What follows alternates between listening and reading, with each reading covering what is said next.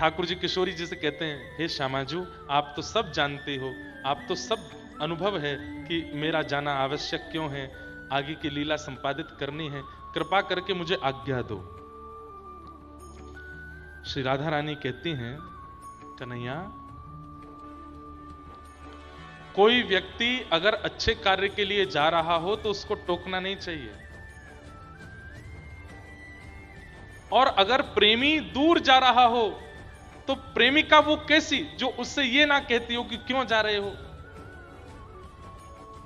अगर मैं ये पूछती हूं कि क्यों जा रहे हो तो टोक लगती है, और टोक लगेगी तो आपका सत्कार्य कैसे होगा। और अगर मैं ये ना भी पूछूं कि क्यों जा रहे हो तो मैं प्रेयसी कैसी जो अपने प्रेमी को दूर जाने पे पूछ भी नहीं रही है कि क्यों जा रहे हो। इसका उत्तर मुझे क्या देना चाहिए, आप स्वयं बता के जाइए। मैं क्या करूं, आपसे पूछूं, ना पूछूं, शांत रहूं, मौन रहूं कि कुछ बोलूं, मुझे बताओ। अगर मैं पूछती हूं तो टोक लगती है, और नहीं पूछती हूं तो मैं प्रेयसी कैसी जो प्रेमी के दूर जाने पे एक शब्द भी नहीं बोल रही है। ठाकुर जी कुछ नहीं बोले, चरणों में प्रणाम किया, और श्री किशोरी जी जहां खड़ी थी, जैसे ही ठाकुर जी ने सिर झुकाया, किशोरी जी पीछे हो गई। ठाकुर जी घबरा गए, और किशोरी जी की बस वो चरण रज को लेकर के ठाकुर जी ने अपने पास रख लिया, माथे पे लगाया। नेत्र लाल पड़े हैं श्याम सुंदर के, नेत्रों से अश्रु प्रवाह पी रहे हैं। बंधुओं, मैं कभी कभी एक बात कहा करता हूं कि ब्रजवासी विरह में हैं, पर ब्रजवासी रो तो लेते हैं, ब्रजवासी बोल तो देते हैं। हमारी श्रीमती राधा रानी वो विरह में है, पर कभी कभी गोपियों के बीच बैठकर के अपनी चर्चा कर तो लेती हैं, रो तो लेती हैं। पर श्याम सुंदर वो जब से मथुरा गए हैं, जितना विरह होता है, जितना रोना आता है, एकांत में रहते हैं, किसी के सामने रोते नहीं, और कोई देख भी ले तो तुरंत हंसने लगते हैं, मुस्कुराने लगते हैं। बंधुओं, यदि कष्ट होने पर कोई व्यक्ति रो लेता है, कष्ट होने पर कोई व्यक्ति बोल देता है, तो इसका मतलब वो अपने कष्ट को हल्का कर रहा है। लेकिन कोई व्यक्ति रो नहीं रहा, बोल नहीं रहा है, इसका मतलब वो कष्ट परिपूर्ण उसके चित्त में है, वो किसी को नहीं साझा कर रहा है। मेरी दृष्टि में इस विश्व में सबसे कठिन विरह यदि किसी ने सहा है तो वो श्री कृष्ण ने सहा है, हंसते हुए सहा है, बिना रोए सहा है, बिना बोले सहा है। ठाकुर जी रथ में आरूढ़ हो गए, सब ब्रजवासी अपलक नेत्रों से ठाकुर जी की ओर देख रहे हैं।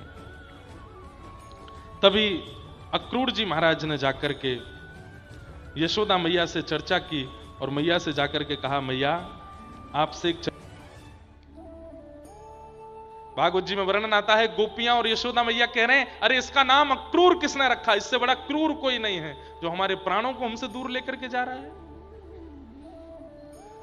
तभी यशोदा मैया को थोड़ी चेतना आई, रक्त संचार चलने लगा, श्वास चलने लगी, तो अपने भवन से निकल करके दौड़ी और रथ के पीछे दौड़ती हुई कह रही हैं, अरे लाला रुक, अरे कन्हैया रुक, नेक मुंह से बात करके जा। मैया की आवाज सुनते ही ठाकुर जी चलते रथ से कूद पड़े, यशोदा मैया को अंक में भर लिया। यशोदा मैया ने कान में जाकर के सीधे पहले एक बात कही, लाला तू देवकी को लाला है, तू मेरो लाला नहीं। ये बात सुनते ही ठाकुर जी की जो स्थिति हुई, उस स्थिति से यशोदा मैया को प्रमाण मिल गया कि अक्रूर ने गलत नहीं कहा है, सत्य है।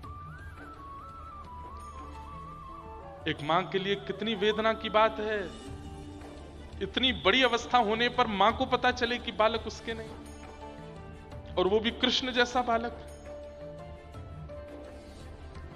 ठाकुर जी के एक एक रों का स्पर्श करते हुए, सर्वांगीण अंग को छूते हुए यशोदा मैया ने जैसे ही चरण छुए, ठाकुर जी लेट गए। मैया ये मत करे, ये कहा कर रही है? बोले लाला मैं तो सब प्रार्थना कर रही हूं, दो बात मेरी माने को। अरे मैया अक्रूर झूठ बोल रहा, तू बाकी बात मत मान। बोले मैं जान गई हूं सत्य क्या है, बस मुंह को दो बात बता के जा, मैं किसी को नहीं पता चलने दूंगी, पर दो बातन को मुंह को वचन दे के जा। बोले क्या?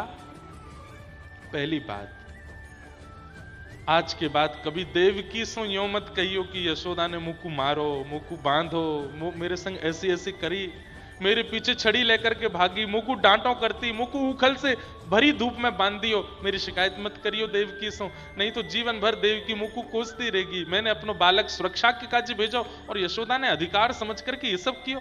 लाला मैंने यहाँ मारी क्यों? क्योंकि मुंह को पतो ही नहीं कि तू देवकी को लाला है। और दूसरी बात, तू भले ही देवकी को लाला है, पर मेरे लिए तो जीवन पर्यंत तू ही मेरो लाला है, और कोई तेरो स्थान नहीं ले पाएगो लाला।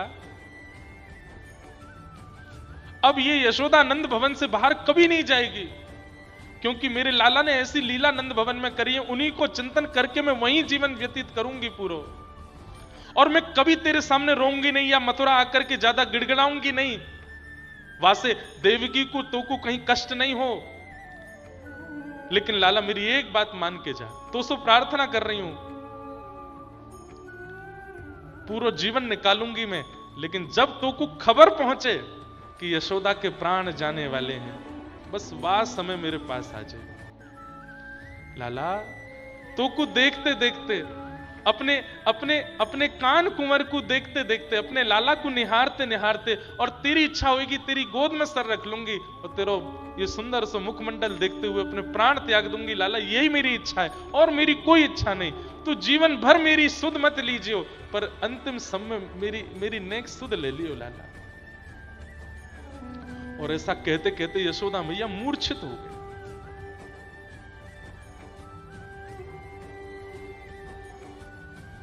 ठाकुर जी आकाश की ओर देखते हैं, 33 कोटि देवताओं को देख करके प्रार्थना कर रहे हैं, मुझे व्रत से दूर मत करो। सब गोपी ग्वाल दौड़े आए, ठाकुर जी ने कही मैया को संभालो, और तुम सब भी अपना ध्यान रखो, मैं आ जाऊंगा। वृंदावन को दंडवत प्रणाम किया, साष्टांग वृंदावन को प्रणाम करके संपूर्ण रज को अपने तन पर लगा करके श्री ठाकुर जी रथ पर बैठ गए और श्री मथुरा को प्रस्थान कर